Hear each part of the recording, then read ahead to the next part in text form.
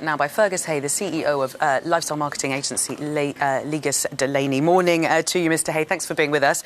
Now, Prada follows brands like Burberry, like Chanel, like Versace, Armani in banning fur. Why has it taken so long for Prada to jump on board?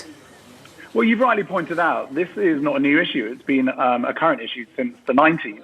What's really changed is consumption demand. You know, the consumers of today, the millennial generation under the age of 35, are much more conscious consumers. And in fact, research shows that they are 75% of them are more likely to spend more money for companies with products that are ethical. So what's driving this is more elevated demand from the consumers for products and brands that take a stance rather than reacting to a 1990s issue that has suddenly triggered interest from Prada. There are, of course, brands that are still selling fur: Valentino, Saint Laurent, Dolce and Gabbana. Will they, do you think, suffer from image problems from the millennial consumers that you've just described, or do you think those who still want to buy fur will actually go to them and they'll mop up all those consumers? Well, the truth is the percentage of fur purchases is really, really small. It's something like 0.2% of Prada's portfolio alone.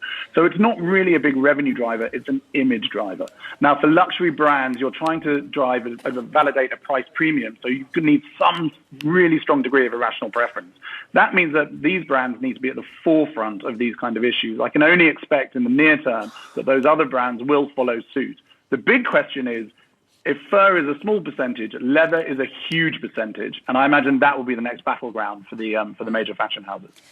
Now, briefly, the Humane Society says that using fur creates a whole bunch of pollutants, but the International Fur Federation says that banning fur will lead fashion houses to turn to plastic fur, which obviously is even worse for the planet.